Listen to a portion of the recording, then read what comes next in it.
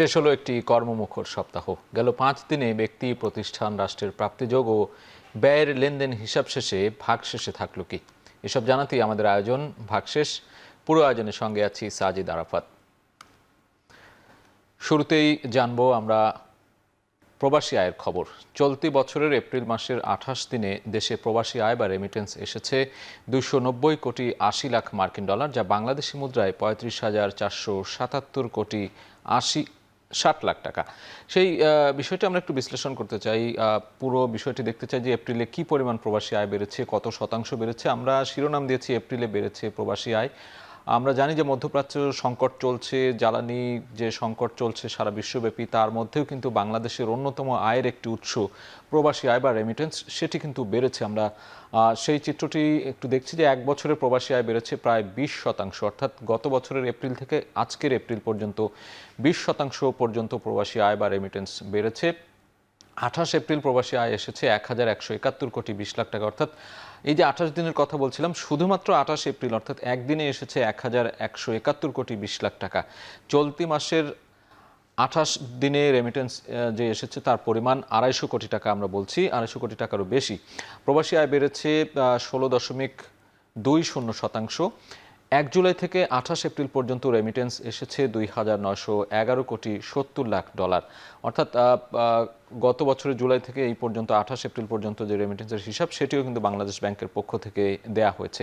এবং গেল বছর একই সময়ে পরিমাণ ছিল 2,428 কোটি 80 লাখ ডলার। আমরা যদি একটু পার্থক্যটা দেখতে চাই, যে 1 জুলাই থেকে 28 এপ্রিল পর্যন্ত রেমিটেন্স 2,911 কোটি বলা হচ্ছে, সেটি গেল বছরে একই সময়ে এই পরিমাণ ছিল 2,428 কোটি টাকা। এবং নিঃসন্দেহে এই বছর কিন্তু সেটি বেড়েছে 2,428 কোটি এবং 2,911 কোটি। এখানেই পার্থক্যটি আসলে বোঝা যায়। এবং সেই অনুপাতেই বলাই যাচ্ছে যে এপ্রিলে যে প্রবাসী আয় বেড়েছে এবং সেটি এক বছরের ব্যবধানে 20% পর্যন্ত। দেশের বাজারে টানা দ্বিতীয়বারের মতো কমেছে স্বর্ণের দাম। 24 ঘন্টার ব্যবধানে এবার দাম কমেছে ভরিতে 2,158 টাকা। এতে 22 ক্যারেটের স্বর্ণের দাম দাঁড়িয়েছে 2,40,336 টাকা। আমরা পুরো চিত্রটি একটু দেখে আসতে চাই। বাংলাদেশ জুয়েলার্স সমিতি বা বাজুস কর্তৃক যে স্বর্ণের দর নির্ধারণ করা হয়, সেটি নানা সময় ওঠানামা করে। আমরা টানা 2 দফা দেখছি যে দাম কমেছে, এবং সেই দাম কমার পর যে পরিস্থিতি, সেটি আমরা দেখছি যে 22 ক্যারেটের স্বর্ণের দাম 2,40,336 টাকা ভরি, এবং 21 ক্যারেটের যে স্বর্ণ রয়েছে সেটির দাম 2,29,430 টাকা ভরি, এবং 18 ক্যারেটের স্বর্ণের দাম আমরা দেখছি 1,96,655 টাকা ভরি। এবং সনাতন যে স্বর্ণ রয়েছে সেটির দাম খানিকটা কম, 1,60,146 টাকা নতুন দর অনুযায়ী। এবং এই টানা 2 দফা কমেছে। আমরা আরেকটু চিত্র দেখতে চাই যে স্বর্ণের দর বা দাম সমন্বয়ের যে চিত্রটি, সেটি 2025 সালে কেমন ছিল, 2026 সালে কেমন। সেই জায়গায় যদি একটু আমরা তুলনামূলক পার্থক্য দেখতে চাই, দাম সমন্বয়ের জায়গায় আমরা দেখছি 2026 সালে এখন পর্যন্ত 59 বার দাম সমন্বয় করা হচ্ছে, যেটি 2025 সালে ছিল 93 বার। অর্থাৎ এই বছরে কিন্তু আরও অনেকটা সময় বাকি আছে। সেই সংখ্যাটি এখন 59, সেটি নিঃসন্দেহে বাড়তে পারে, সেটি বলাই যায়। এবং দাম বেড়েছে 2026 সালে 32 বার এখন পর্যন্ত, অর্থাৎ 59 বার দাম সমন্বয় হচ্ছে, তার মধ্যে 32 বার বেড়েছে। আর 2025 সালে দাম বেড়েছিল 64 বার, অর্থাৎ 93 বার সর্বমোট যে সমন্বয়, তার বেশিরভাগ সময় কিন্তু দাম বেড়েছে, 64 বার দাম বেড়েছে। এবং দাম কমার ক্ষেত্রে আমরা দেখছি যে চলতি বছর 27 বার দাম কমেছে, এবং 2025 সালে 29 বার দাম কমেছিল। এই যে স্বর্ণের দর দামের যে সমন্বয়, সেটি বছর জুড়েই হয়ে থাকে, এবং একই দিনে 2 বার ব্যবধানে আমরা কিন্তু দাম বাড়া কমার যে চিত্র, সেটি দেখেছি। এবং 24 ঘন্টার ব্যবধানে সবশেষ 2 বার দাম কমার চিত্র আমরা দেখলাম। এ পর্যায়ে সপ্তাহ শেষে দেখে নেব মুদ্রাবাজারের লেনদেন। মধ্যপ্রাচ্য সংকটের কারণে 2 মাস ধরে বিদেশি মুদ্রার দাম ওঠানামা করছে। দামের বাড়তি প্রভাব দেখা গেছে বেশি। আমরা ডলার রেট, যে বিদেশি মুদ্রার বৈদেশিক মুদ্রার কথা বলছিলাম, ডলার, ইউরো, পাউন্ড, এই ক্রয় মূল্য বিক্রয় মূল্যের বিষয়টি একটু দেখতে চাই। সপ্তাহ শেষে বৈদেশিক মুদ্রার যে বিনিময় হার, সেখানে আমরা দেখছি ডলারের ক্রয় মূল্য 122.75 টাকা এবং বিক্রয় মূল্য 122.75 টাকা, একই রয়েছে ক্রয় বিক্রয় মূল্য। অন্যদিকে ইউরোর বিক্রয় মূল্য একটু বেড়েছে, আমরা দেখছি 143.75 টাকা, এবং 143.77 টাকা বিক্রয় মূল্য। পাউন্ডের ক্ষেত্রে দেখছি 165.90 টাকা ক্রয় মূল্য, বিপরীতে 165.94 টাকা বিক্রয় মূল্য দেখছি। রুপির ক্ষেত্রে অপরিবর্তিত রয়েছে 1 টাকা 29 পয়সা, ক্রয় বিক্রয় দুটি একই দাম। ইউয়ানের ক্ষেত্রে দেখছি আমরা 17.94 টাকা ক্রয় মূল্য এবং বিক্রয় মূল্য অপরিবর্তিত 17.94। বাংলাদেশ ব্যাংকের সূত্রে আমরা বৈদেশিক বিনিময়ের মুদ্রা হার সেটি জানিয়ে দিচ্ছি। এরপর যে আরও বেশ কয়েকটি মুদ্রা রয়েছে আমরা দেখছি। ইয়েনের ক্ষেত্রে ক্রয় মূল্য বিক্রয় মূল্য একই দর দেখতে পাচ্ছি, 0.76 টাকা ক্রয় মূল্য এবং বিক্রয় মূল্য একই দাম। অস্ট্রেলীয় ডলার 88.13 ক্রয় মূল্য, বিক্রয় মূল্য আমরা খানিকটা বেশি দেখছি 88.17 টাকা। সিঙ্গাপুরি ডলার 96.10 ক্রয় মূল্য, বিপরীতে বিক্রয় মূল্য বেড়েছে আমরা দেখছি 96.16 টাকা বিক্রি হচ্ছে। বাংলাদেশ ব্যাংকের সূত্রে বৈদেশিক মুদ্রা বিনিময়ের যে হার সেটি সপ্তাহ শেষে যেমন চলছিল সেটি আমরা দেখানোর চেষ্টা করলাম। মধ্যপ্রাচ্য যুদ্ধ ও সংকটের কারণে চলতি বছর বিশ্বব্যাপী পণ্যমূল্য 16% বাড়তে পারে বলে পূর্বাভাস দিয়েছে বিশ্বব্যাংক। এছাড়া জ্বালানির দাম বাড়তে পারে 4 বছরের মধ্যে সর্বোচ্চ পরিমাণ। আমরা সেই চিত্রগুলো, আশঙ্কা বা পূর্বাভাস যেটি বলি না কেন, বিশ্বব্যাংক কি বলেছে সেই বিষয়গুলো আমরা একটু দেখতে চাই। বিশ্বব্যাপী পণ্যমূল্য বৃদ্ধির আশঙ্কা করা হচ্ছে। যুদ্ধের প্রভাবে দাম বাড়তে পারে খাদ্যপণ্য ও জ্বালানি তেলের। এরই মধ্যে কিন্তু আমরা দেখছি যে তেলের দাম বেড়ে গিয়েছে বাংলাদেশেও এবং বিশ্বব্যাপী অনেক দেশেই। বলা হচ্ছে যে যুদ্ধ পরিস্থিতিতে উন্নয়নশীল দেশগুলোতে মূল্যস্ফীতি বাড়তে পারে 5.8% পর্যন্ত। সারের দাম বাড়তে পারে 21%, শুধুমাত্র ইউরিয়া সারের দাম বাড়তে পারে 60% পর্যন্ত। এটি বিশেষ করে কৃষি উৎপাদনের ক্ষেত্রে বড় একটি নেতিবাচক প্রভাব ফেলতে পারে, এটিও ধারণা করা হচ্ছে, কেননা কৃষির সঙ্গে সারের একটি ওতপ্রোতভাবে সম্পর্ক রয়েছে। আমরা পরবর্তীতে দেখতে পাচ্ছি যে স্বর্ণসহ মূল্যবান ধাতুর যে দাম বাড়তে পারে সেটি 42% বলা হচ্ছে। বিশ্বব্যাংকের যে আভাস সেই আভাসটি আমরা জানিয়ে দিচ্ছি। এবং তারা আশঙ্কা করছে ব্রেন্ট তেলের দাম ব্যারেল প্রতি $115 পর্যন্ত হতে পারে এবং সংঘাত দীর্ঘস্থায়ী হলে অতিরিক্ত 45 মিলিয়ন মানুষ তীব্র খাদ্য সংকটে পড়ার শঙ্কা করছে বিশ্বব্যাংক। অর্থাৎ এই যে ইরান, যুক্তরাষ্ট্র বা ইসরায়েলের যে যুদ্ধ চলছে সেটি যদি দীর্ঘস্থায়ী হয় তাহলে অতিরিক্ত 45 মিলিয়ন বিশ্বব্যাপী যে মানুষ রয়েছে তারা খাদ্য সংকটে পড়তে পারে, এমন আশঙ্কার কথাও বলছে বিশ্বব্যাংক। এবং সামগ্রিক পণ্যের দাম বাড়তে পারে 16% পর্যন্ত।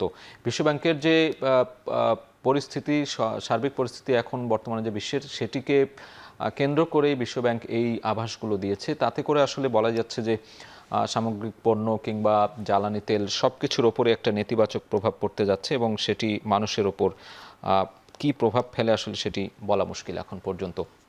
চলতি সপ্তাহের শেষ কার্যদিবসে কমেছে লেনদেনের পরিমাণ। আজ লেনদেন হচ্ছে 864 কোটি টাকা, যা আগের দিনের তুলনায় 23 কোটি টাকা কম।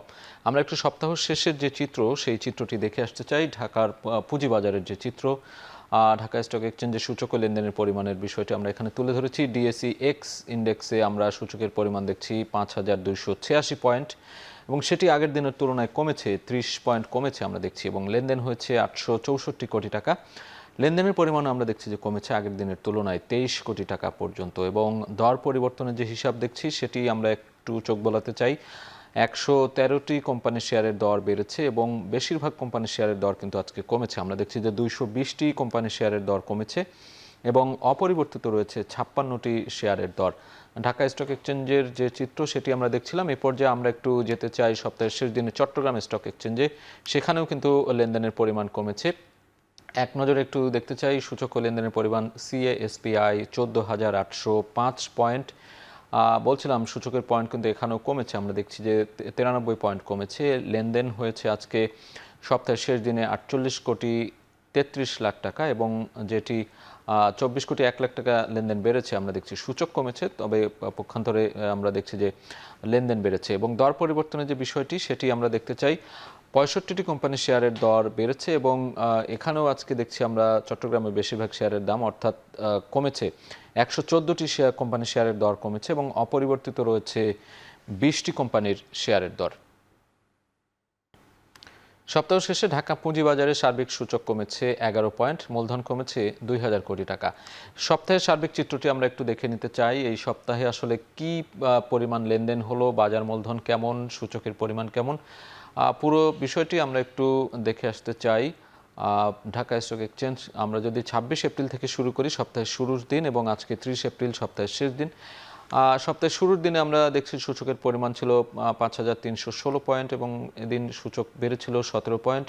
লেনদেন হয়েছিল 982 কোটি 42 লাখ টাকা এবং বাজার মূলধনের পরিমাণ আমরা দেখছি 6,87,000 কোটি টাকা।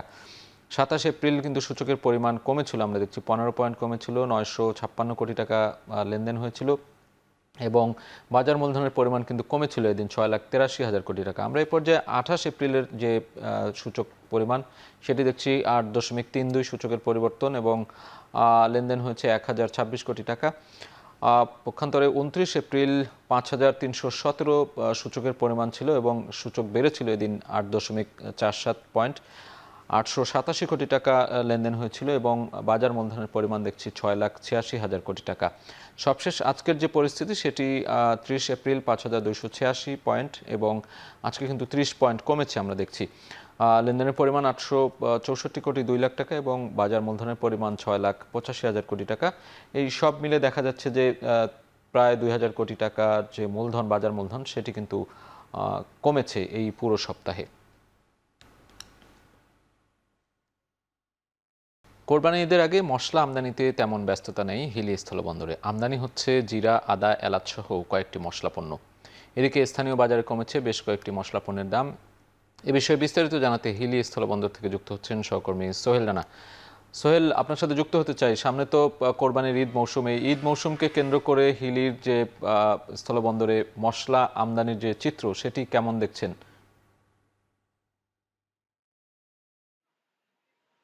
সাজিদ, মশলা আমদানির যে প্রস্তুতি আমরা বরাবর দেখি কুরবানি ঈদকে সামনে রেখে, সেই চিত্র এবার পুরোটাই ভিন্ন আমরা দেখছি। আসলে স্থবির হয়ে পড়েছে হিল স্থল বন্দরে যে মশলা আমদানি যে কার্যক্রম, সেটি আমরা লক্ষ্য করছি কয়েকদিন ধরে। যেটি বন্দরের চিত্র দেখছি যে বিশেষ করে 2 থেকে 4 ট্রাক জিরা, 2 ট্রাক আদা, এলাচ এবং লবঙ্গ থেকে শুরু করে বেশ কয়েকটি মশলা পণ্য এই বন্দর দিয়ে আমদানি হচ্ছে, যা বিগত সময়গুলোর তুলনায় কিন্তু অনেকটাই কম।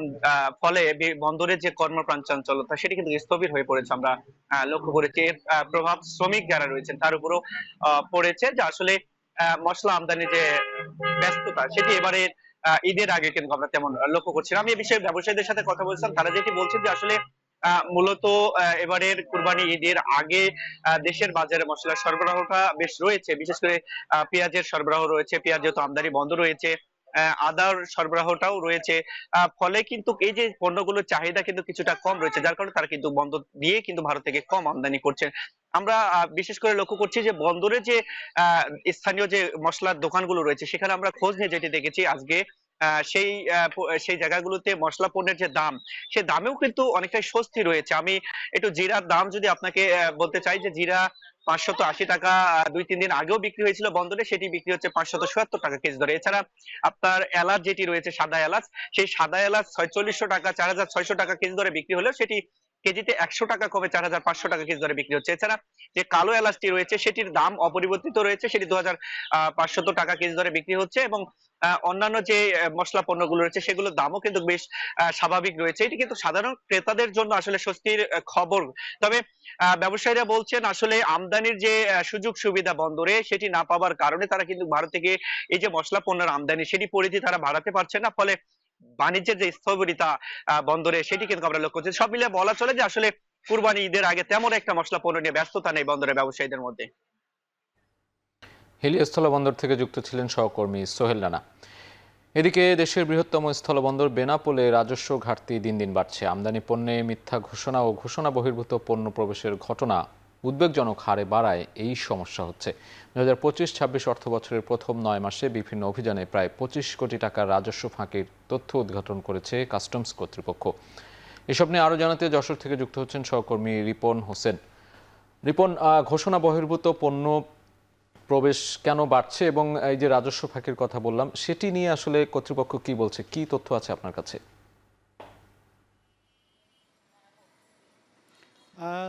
বেনাপোল স্থলবন্দরে 2025-26 অর্থ বছরে রাজস্ব আদায়ের লক্ষ্যমাত্রা ছিল 8,370 কোটি টাকা, সেখানে এখন পর্যন্ত রাজস্ব আদায় হয়েছে 6,570 কোটি টাকা, অর্থাৎ প্রায় 1,800 কোটি টাকার কিন্তু রাজস্ব ঘাটতি প্রথম 9 মাসে হয়েছে।